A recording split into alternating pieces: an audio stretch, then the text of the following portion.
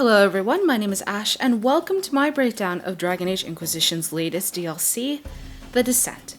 If you haven't watched the original trailer yet, click the annotation on screen or the link in the description to watch it yourself. A bit of groundwork before we start. The Descent is a collaboration between BioWare Edmonton and BioWare Austin, with writers like Hull Hood and Courtney Woods involved in Descent's story. It takes place anytime after getting Skyhold and is not post-ending restrictive, meaning you can bring solace.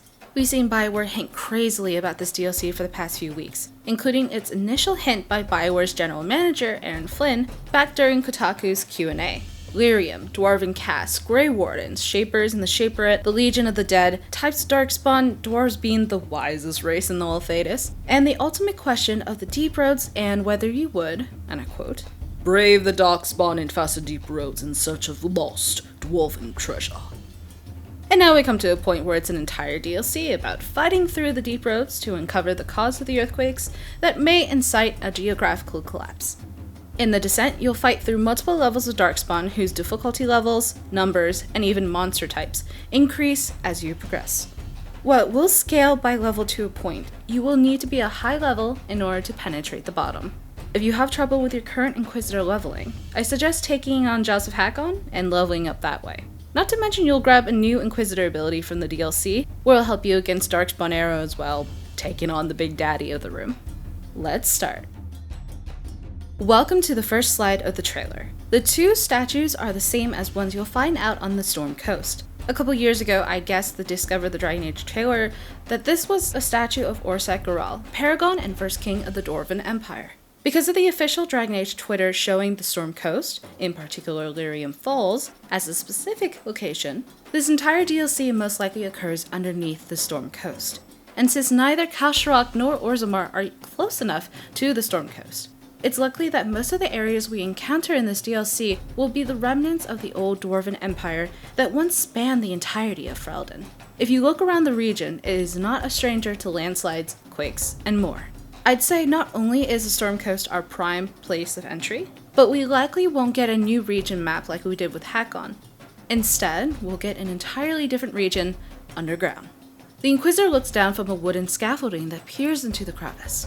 More rain because we're in the Storm Coast. We see Iron Bull as a companion for the Inquisitor, likely because both his recruitment and personal quest lie in this region. The Inquisitor and party descend on a platform elevator, which we can see a light in the distance, meaning that this cavern has been used, but noticeably gets darker in the descent. Also, you can see a Paragon statue relatively intact in the distance.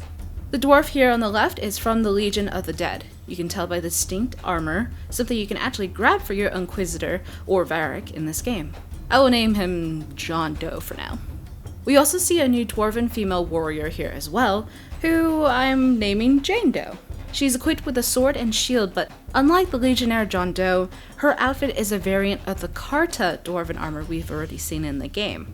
I don't believe we have seen either of these two characters before in the Dragon Age series.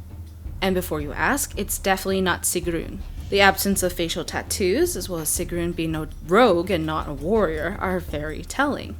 And as far as Bianca, well, Bianca's blonde.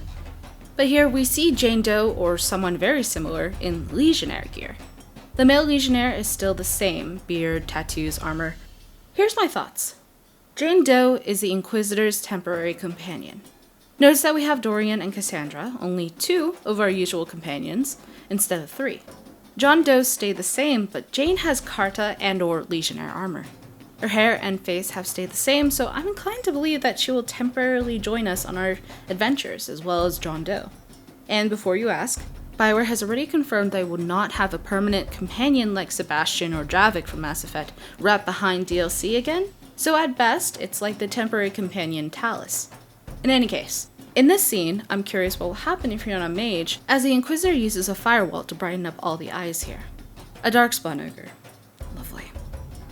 In this shot, we don't see Jane Doe, but instead Cassandra, the Iron Bull, Inquisitor, and John Doe. In the next, we see Lyrium veins, something we saw quite a number of in Dragon Age 2, as well as 6 people on the ground.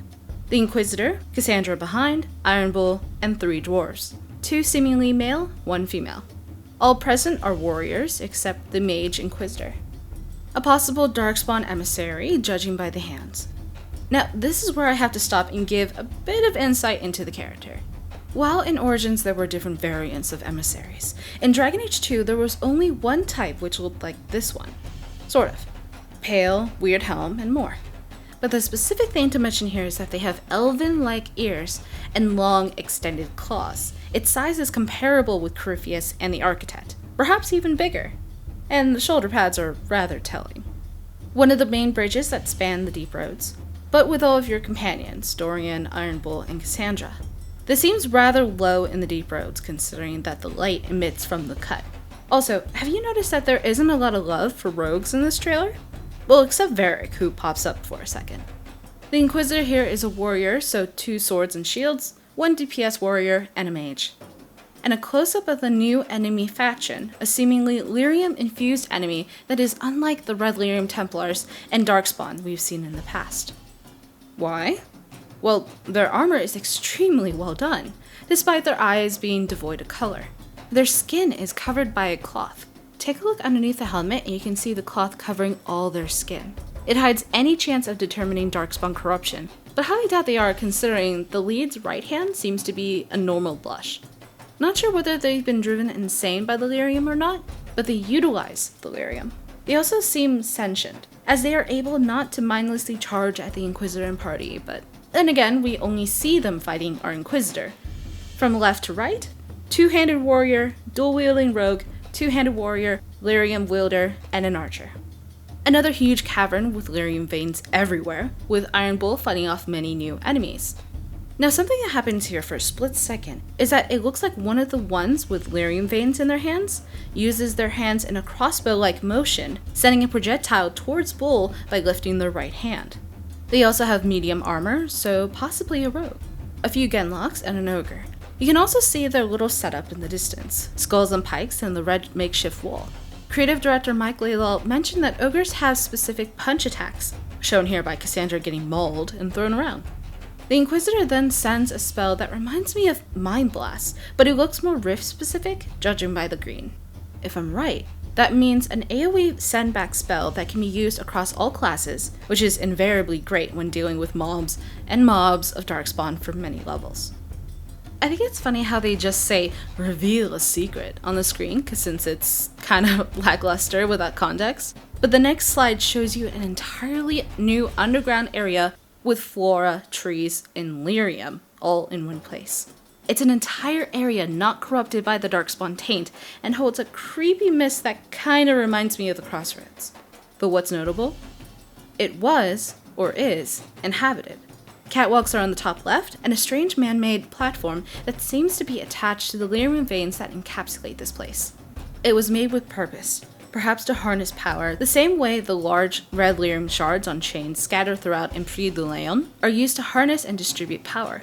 A companion of Leliana's named Tug once owned a blade that had a very ancient dwarven phrase sketched into the blade.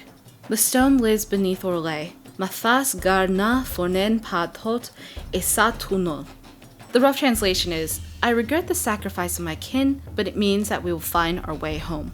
The stone has always been the core of dwarven belief, and ever since we discovered that lyrium is alive, this quote's true meaning, as well as the separation between Kalsharok, Ozmar, and all the other dwarves, may finally be unearthed in the DLC to come. And besides, an underground cavern with plants and lyrium that span the halls? Although we're not in Orlais, I have a feeling that Descent will go into why the dwarves left Kalsharok for the east, to Orlais, to Ferelden, and why the quakes are happening now. Cassandra, Varric, Solas, and the Inquisitor fighting an ogre in the rain, followed by an underground cavern with Solas, Varric, and the Inquisitor fighting an armored Gemlock. The Shriek, a variant of Darkspawn that's extremely quick and extremely annoying, returns. And the return of the ancient rock wraith from Dragon Age 2, however it's not fueled by red lyrium. Instead, blue lyrium. If you don't know what this creature is, the rock wraiths are believed to be dwarves who died and were turned away from the stone. But in Dragon Age 2, the ancient rock wraith we fought was in the primeval tide that existed before the first blight. In any case, the rock wraith stands at the center of the pillars, emitting blue, glowing runes, and since it's not ruined by the Darkspawn taint, glowing bright with blue, We may see in this DLC more primeval tags that predate dwarven history, locked away for centuries and protected by wraiths just like this. And that's Descent. Thank you for watching. If you want more Bioware news, keep your eyes on this channel by subscribing. I'll be streaming the Descent DLC on my Twitch channel on the release as well, August 11th, around 12 PM Pacific. I hope you join me. Links are all in the description if you want to peruse them. In any case, take care everyone. I'll see you very, very soon. Fen'Harel and Unsol.